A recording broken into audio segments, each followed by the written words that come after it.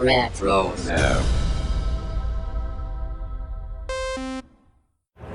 Hi, this is Emily Swallow, the Armorer in The Mandalorian. You're listening to Dennis and Jay on Podcast Stardust.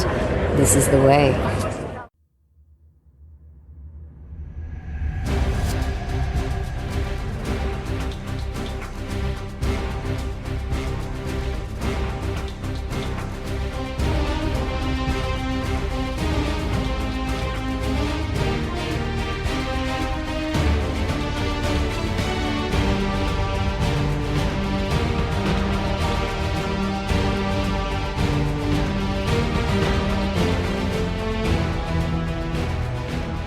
Welcome to Podcast Stardust. This is the fully armed and operational podcast dedicated to Star Wars news, reviews, and discussion. I'm Dennis Keithley.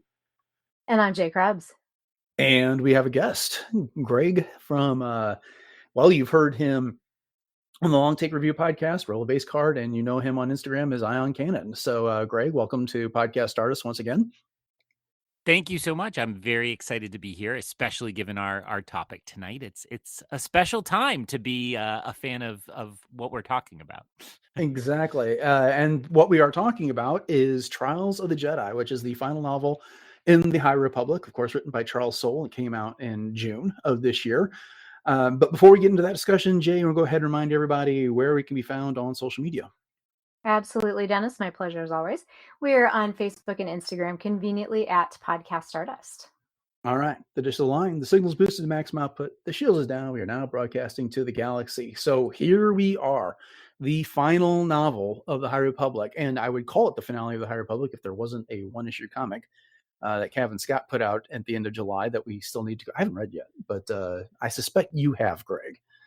I have. It's good. Yeah, I think you got the big picture here, but it's a nice little cherry on the sundae. All right. Well, good to know. And so again, this will be a full spoiler discussion. It is it's bittersweet. I've enjoyed this ride that we've had for the High Republic for, what are we at now? 3.5 years, 4 years or so. I mean, it started in 2021 after it got delayed by COVID from its 2020 start. So it's been quite the journey. Before we get into the details, why don't we go around the table and give some overall thoughts, and then we'll get into the discussion. So, Greg, you first. What did you think about Charles Soule's Trials of the Jedi? I have to admit, I was excited to buy this book, but then I got nervous about it because it is, this has been a huge part of my fandom and my life in general for that long time period. Also during a really hard period of, I think, all of our lives as we adjust to the post-pandemic era and so on. So I was really nervous, but I will say I should have just trusted Charles Soule. I thought this was a beautiful capper to the series, and we'll of course get into specifics, but I think I would say I know it's Revenge of the Sith year, and I very much felt like I did after Revenge of the Sith came out, because it felt like this kind of big operatic kind of conclusion to the Star Wars saga at the time, and just helping us kind of see these kind of beautiful ways the characters all came together. And I think I had a lot of those same feelings, and there are lots of promises about how pieces of this might get picked up for more storytelling. But if this were it for the High Republic, I leave very satisfied and glad I took the journey. Satisfied. Very good word. That's what I'll run with. But before I do, Jay, what did you think overall about this? Well, before I get into that, I have to ask, so is the comic kind of like the post-credits scene in a Marvel's movie, a Marvel movie? Is that kind of how it feels? I would say yes, but not the one that like teases the next thing. It's more of like, when the Marvel gives you that little fun moment, kind of like, it's more that spirit. So shall return. Well, yeah. So, and there's a lot of, I guess, Marvel feeling to this, because this truly was the end game in the High Republic. And for me, it wasn't just a conclusion. It was kind of a destination. I mean, we've had the culmination of everything. I mean, every piece of media, every story that we've ever gotten. It's really a who's who of all of the different characters and the storylines, but it did it in such a way that you didn't feel like you missed something if you didn't consume it all.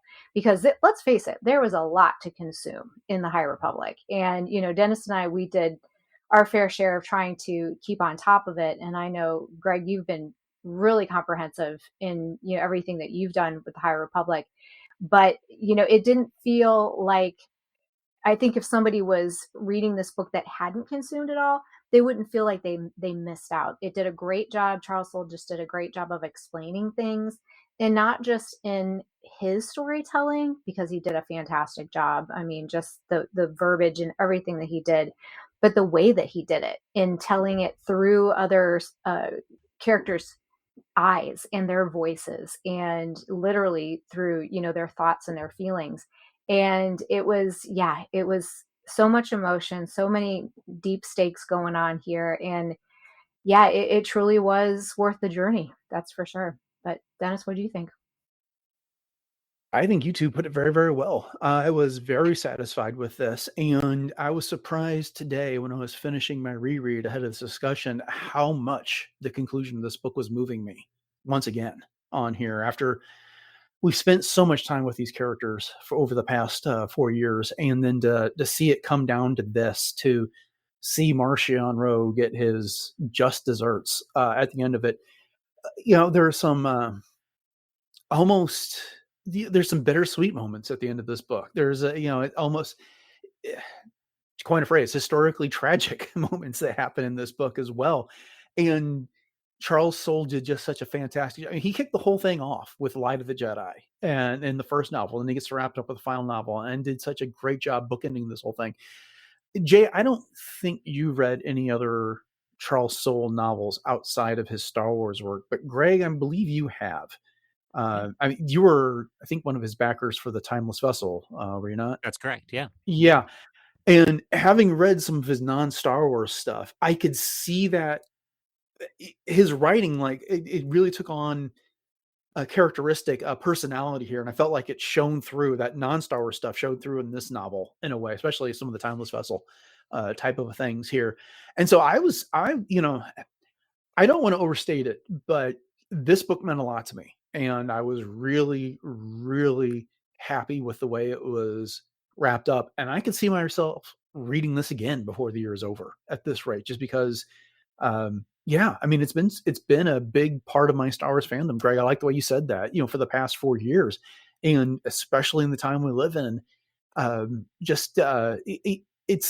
it feels like a goodbye to old friends in a way. And I'm not ready to say goodbye to all these people yet. So I certainly hope there's more to come for the likes of a lot of them there.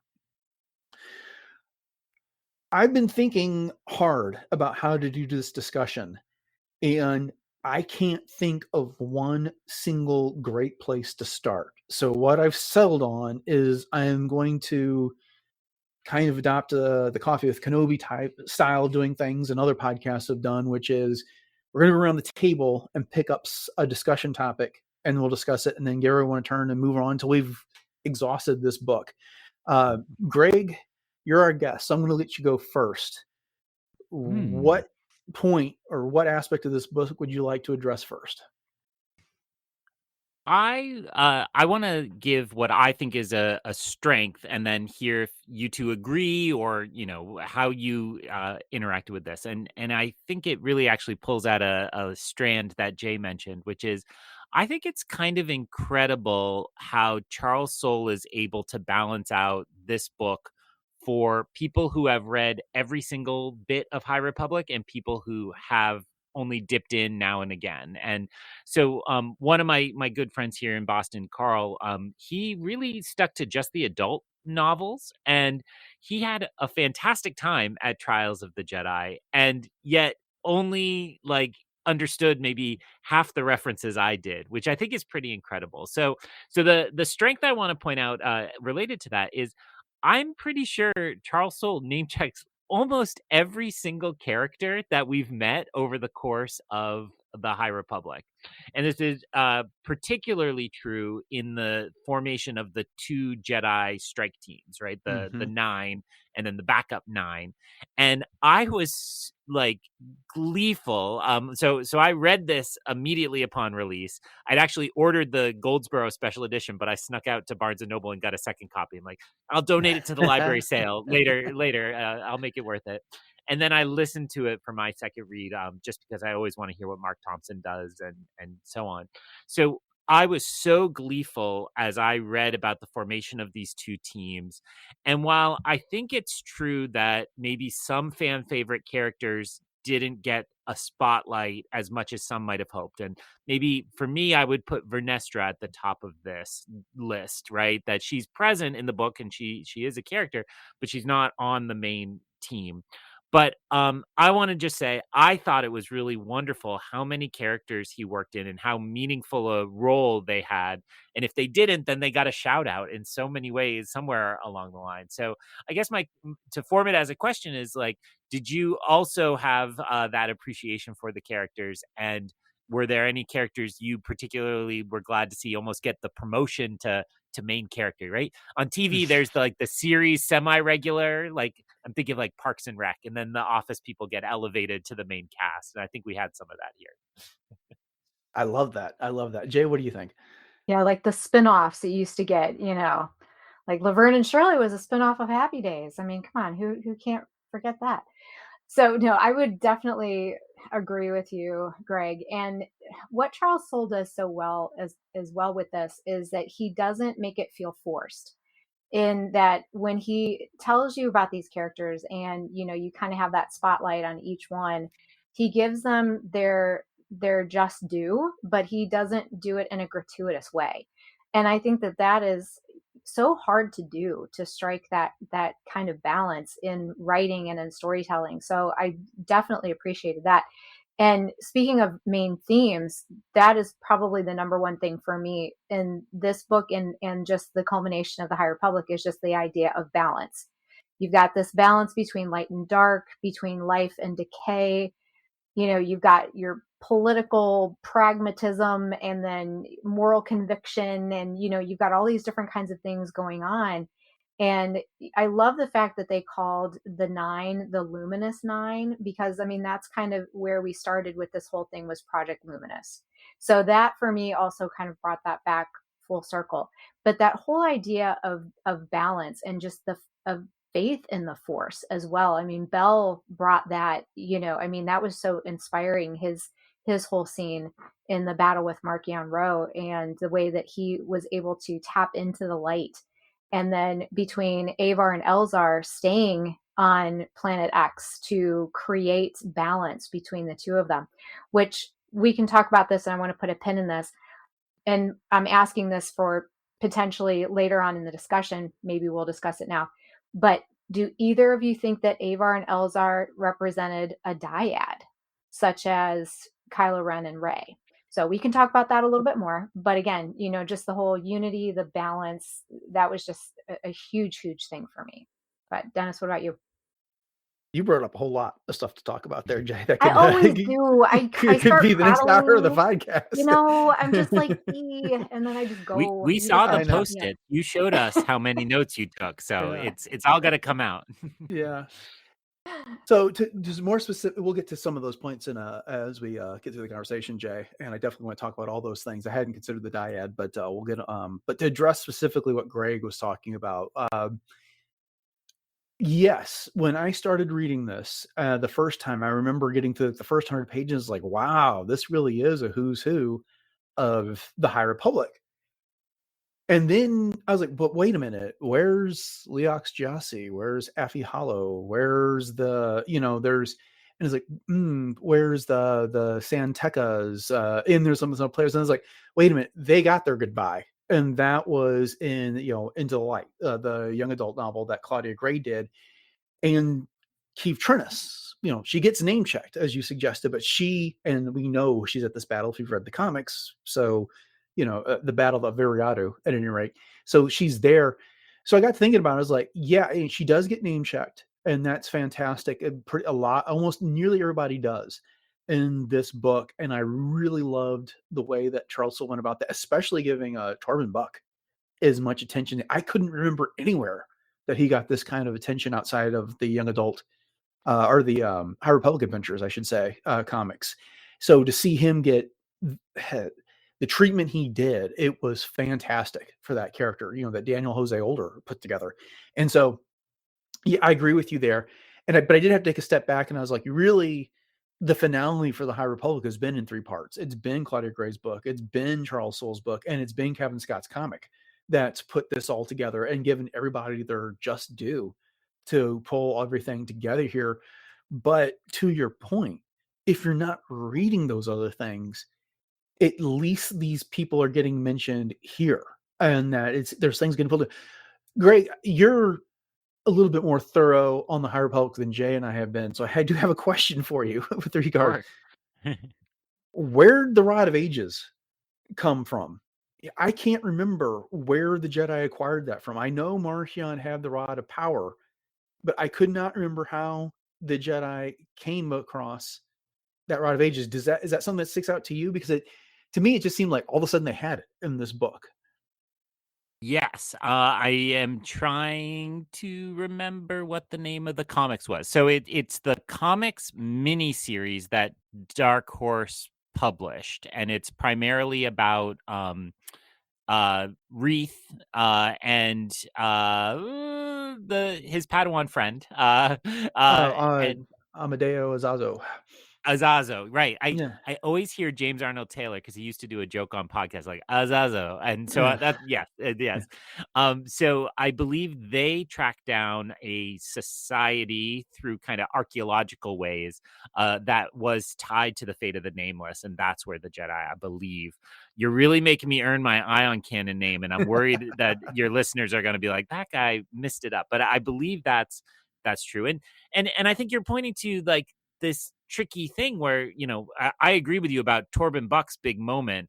I understand that in the context of the story, a listener can understand, somebody who hasn't read those comics can understand that this is a Jedi sacrificing himself. But it is hard to imagine like any little holes you might have and how you're not getting that full impact from it. So I really want to hear over time kind of more and more from people who dip in and out or skip big pieces. Arkov, the Wookiee, gets a pretty big moment as well, very similar. And he's from the manga, which, I think that might be the most obscure piece of the High Republic project in my mind. I guess some people might say the one I never did was any of the VR related things. I did the Jedi Survivor, but not VR. And I know there are some High Republic clues in there. So there's some pretty obscure stuff at least getting pulled in and talked about here. Yes, Yeah. I was so thrilled on Arkoff and Lily Tarasi showing up in this. And because Jay and I've talked about, I think there's one manga to go that we haven't talked about yet on the podcast that we need to get to. But we love those characters, and getting to see them show up here.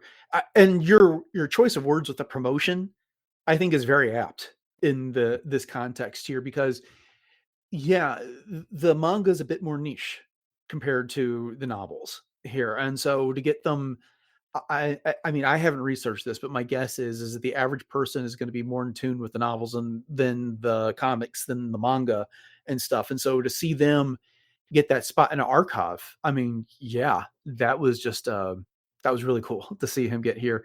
I was almost a little surprised that Kilnaka didn't show up in here in some capacity, but yeah, I was going to mention Lily Tora Asi as well, but you beat me to it, Dennis.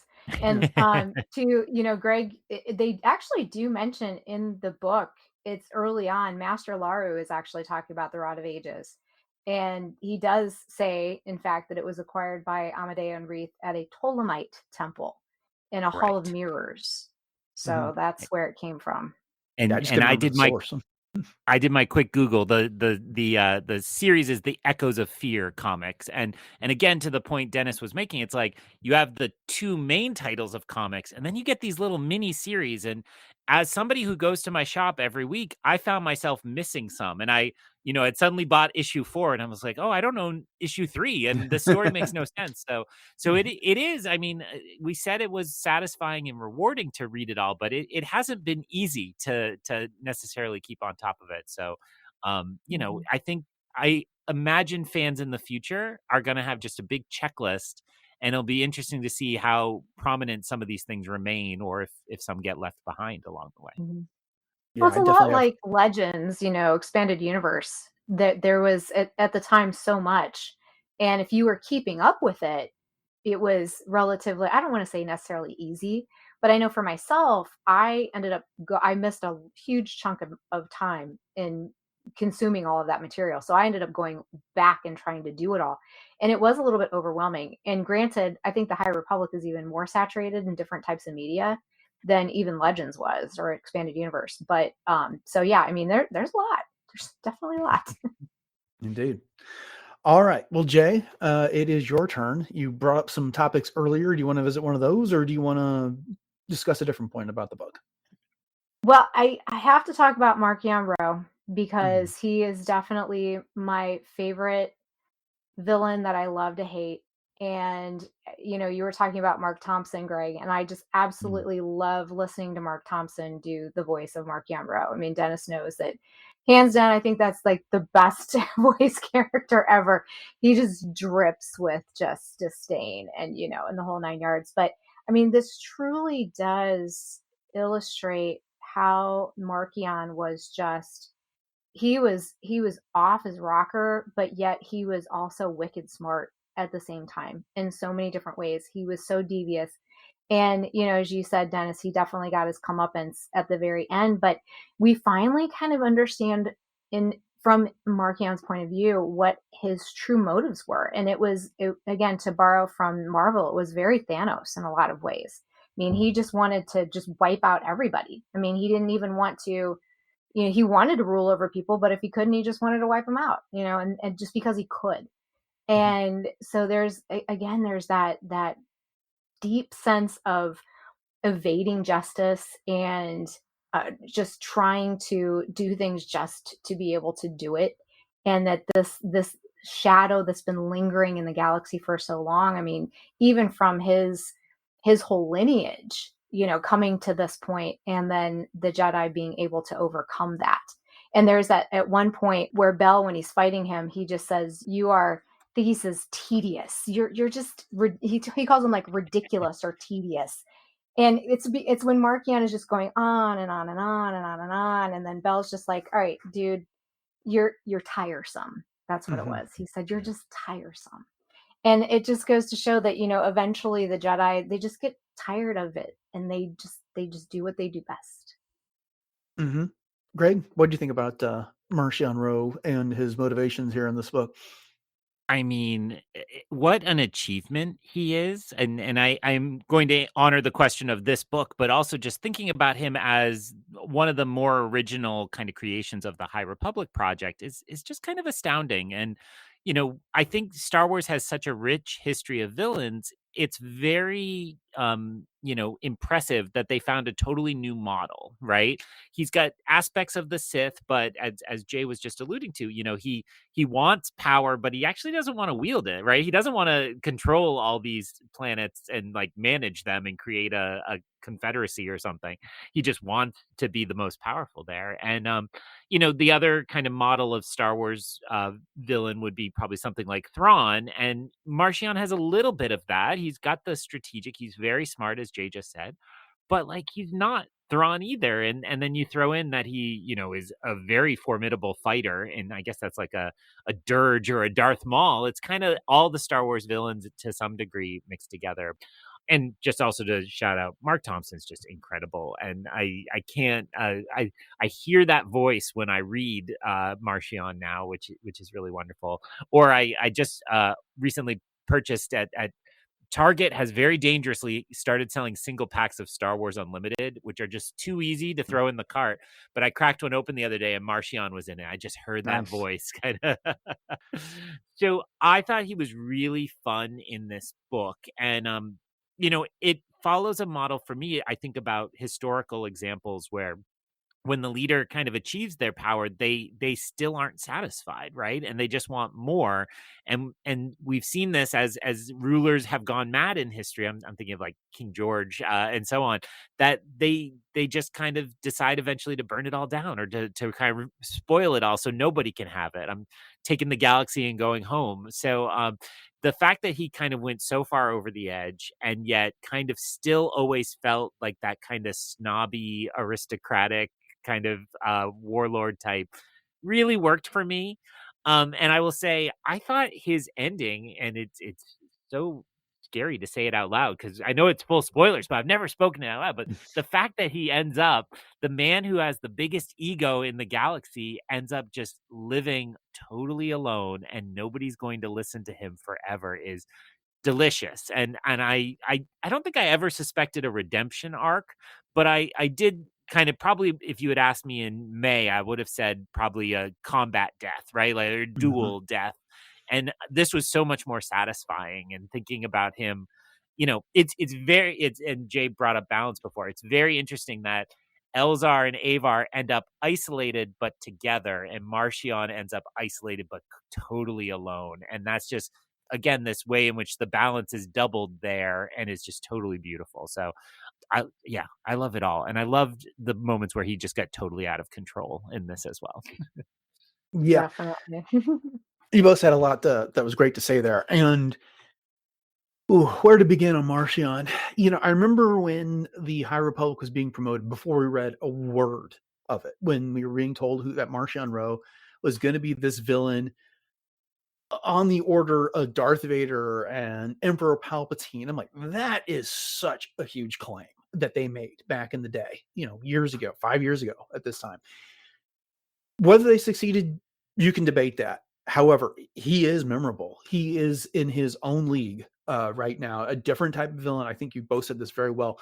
What I loved about Marchion here is that he didn't entirely know what it was he wanted, and I think he finally stumbled into it over the course of the High Republic, which is, he goes on to talk about how he's been trying to figure out what it is that life's about, and it is to have like a decision that matters, and then ultimately he figures out the only decision that ultimately matters is the final decision.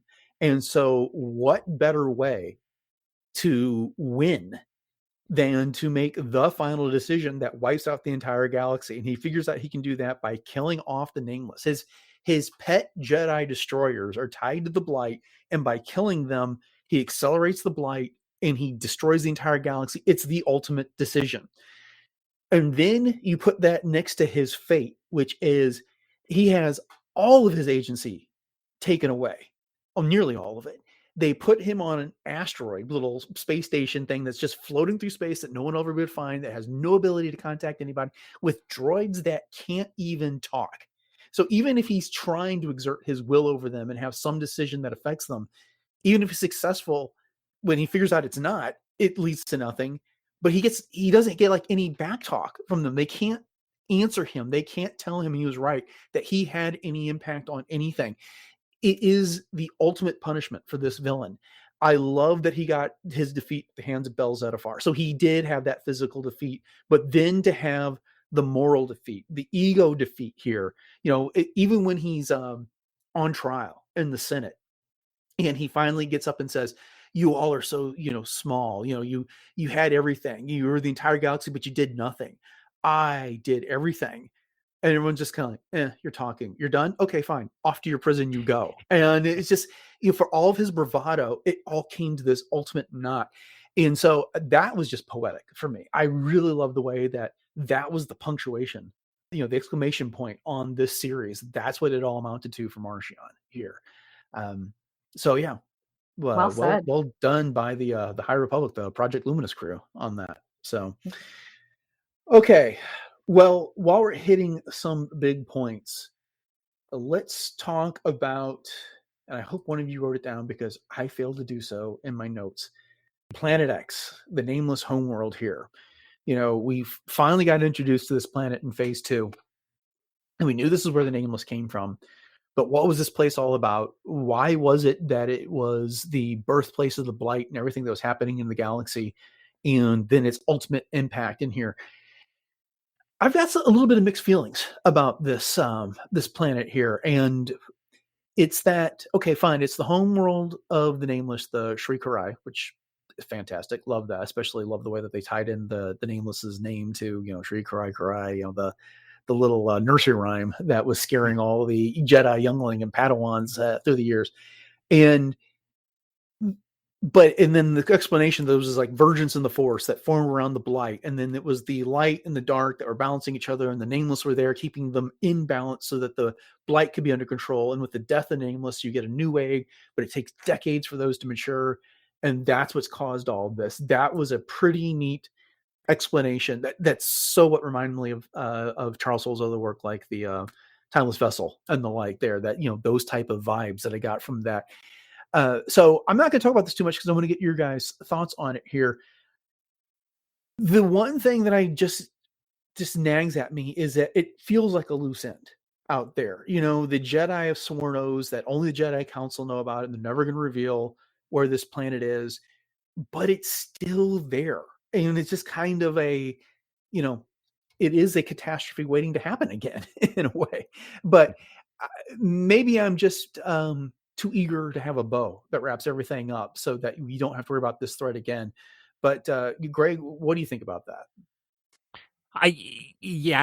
This was actually going to be not quite the same point I was going to offer for my next one. So, I'm going to have to scramble now. But I was thinking that I think if you were somebody who this didn't work for, I think Planet X is the hardest piece to swallow, right? Because it feels kind of like a stretch of Star Wars mythology. It's not totally unlike Mortis or Dagobah, right? These kind of wellspring of the Force planets where there's kind of a location that is just somehow more mystical in some ways. But I think it is pretty difficult to kind of understand all the mechanics of it.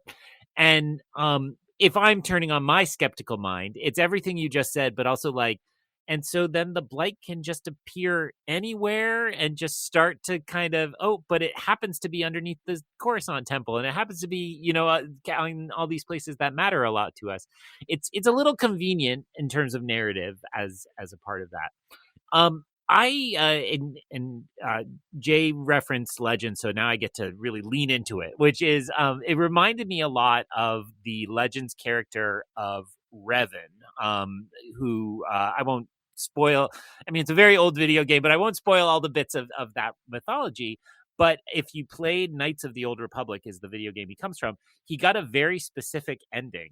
And I was shocked, maybe, I don't remember the exact timeline, but 7-8 years later, when they developed the Old Republic kind of massively multiplayer online game, I didn't get very far because I didn't have any friends. So I did like massively solo online gaming.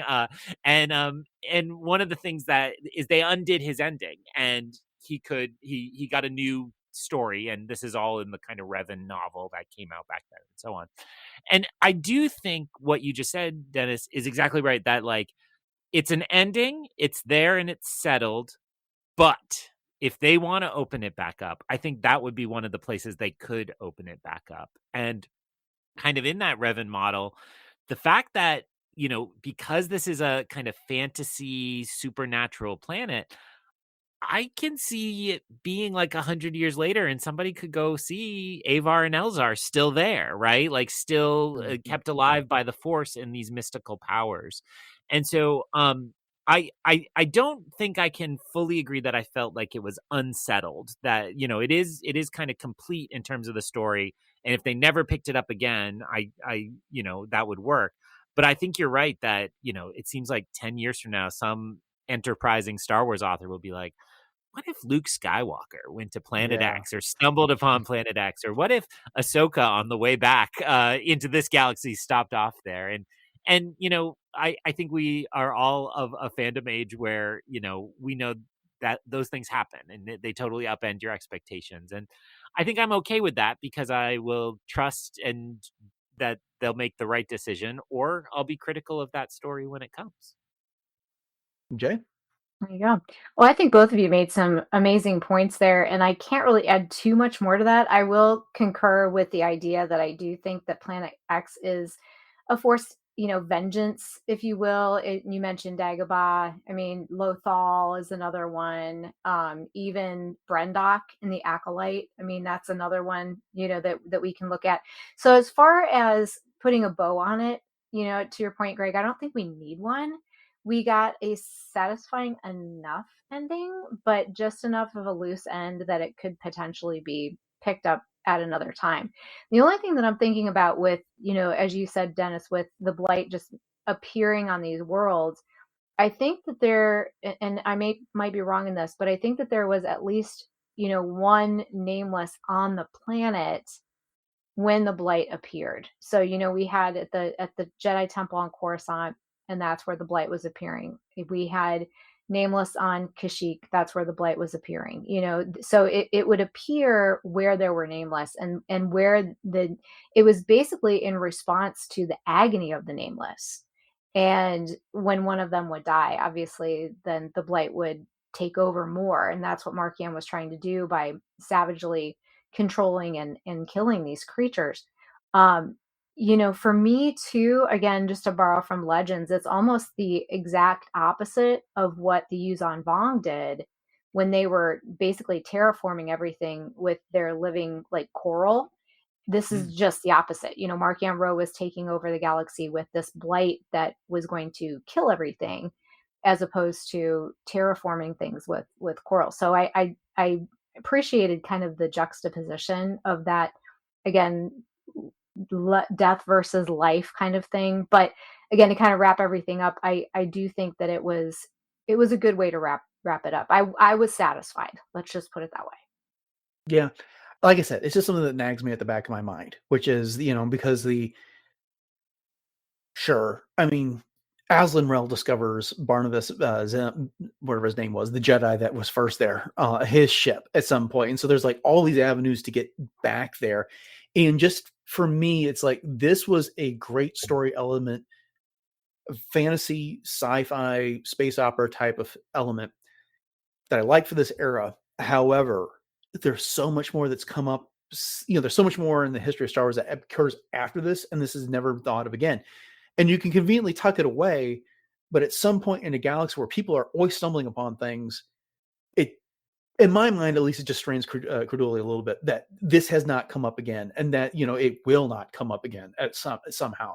All right, I don't want to dwell on that too much there. I do think it was really cool the way they described it as being a planet that was like a pearl. There was this blight, and then there was this Virgins of the Force that formed around it, and then it's these structures of the light and the dark. And then because so many Nameless had died and they weren't able to control it, we saw these, the chaos between the two of them, and very much the yin and yang type symbolism that was going on here, on all of that. And then Avar and Elzar making that sacrifice to repair everything was quite fantastic. I like the way that worked out. But again, it's just something that nags me at the back of my mind. But I've had my say. Quick. Yeah. One thing, Greg, I love the idea of potentially Ahsoka running across this in a world between worlds kind of thing, because I think that could potentially happen. It's something that would be viable. Let's just put it that way. Mm-hmm. Well, and I name checked Mortis, and like, again, if you'd asked me 4 years ago, I would have been like, oh, Mortis is a weird thing they did one time, and that was the end of it. But clearly, it's a big part of what we're experiencing now on that show. So, again, I try to be open to it all, even when I may be skeptical of the choice, just to not extend the issue anymore. But I also want to say, I really wanted a name. Planet X just doesn't quite work for me. It's in the book. It is in the book. Oh, okay. And that's why I was saying I was hoping one of the two of you wrote it down in your notes. I did it. But it comes up at the end once the Sri Karai reveal who they are. And I think it starts with an S, but I just couldn't. I think it's in the final bit with Elzar and Azar doing their thing that we get to see at the end. At any rate, Jay, maybe you've got a tab for it. We'll find out as we're going through. Greg, but it's back to you. What next do you want to discuss? Okay, I'm going to go ahead and cut the conversation off right there for this week. We will air part 2 of our discussion with Greg next week on our usual Wednesday discussion time slot. So make sure you come back for that. But until then, I just want to say thank you all for joining us for this episode of Podcast Stardust and this discussion of the High Republic. We hope you've enjoyed our discussion of the High Republic. And if you want to see what we thought about all the previous entries, then you can scroll through our back catalog on your favorite podcatcher of choice, and you will find them. We've covered all the adult novels, all the young adult novels, most of the comics, and some of the manga. We really haven't hit the middle grade or the High Republic Adventures comics so much, but we've got plenty of coverage out there of the High Republic that you can get our thoughts on things overall if you are so inclined. And once you subscribe to the podcast, we'd greatly appreciate it if you could rate and review on your podcatcher of choice. Of course, the number one avenue for that is Apple Podcasts. That's the biggest driver in helping the algorithm get the podcast in front of more listeners. And beyond that, if you just want to share it with word of mouth, we wouldn't complain about that. And once you are done doing those things, if you want to check out more episodes of the show beyond what you're likely to find on your podcatcher of choice, head over to retrozap.com. That's the home of the RetroZap Podcast Network, and there's a bunch of other great podcasts there covering all kinds of things in pop culture. Most notably of late, you've got Enjoy Stuff, Superhero Suite, Love, Death, and Robots Plus have all been active. Some other great podcasts from the past, such as Brews and Blasters and Warp Trails, are there as well. And just as a reminder, we can be reached on social media on Facebook and Instagram at Podcast Stardust. Jay has sent up some Pinterest pages for us, so if you want to go over there and find all kinds of lists that she's got going on, that's a great place for it. And the show is available on YouTube and YouTube Music, audio only. We just aren't doing the video thing right now. And if you're looking for a Podcast Stardust t-shirt or other merch, the best place you can do that is over on TeePublic. I have a link in the show notes for that. So, upcoming on the show on Friday, we are going to be getting back into some recent Star Wars news. At least that's the current plan. We'll see what has actually come up this week. On Monday, we'll get into the next episode in our The Clone Wars rewatch. And we just finished with the Zola Beast, so we got some other cool stuff coming up. But with that, just want to say thank you for listening to episode 933 of Podcast Stardust, everyone. Have a great rest of your week. And until next time, may the Force be with you.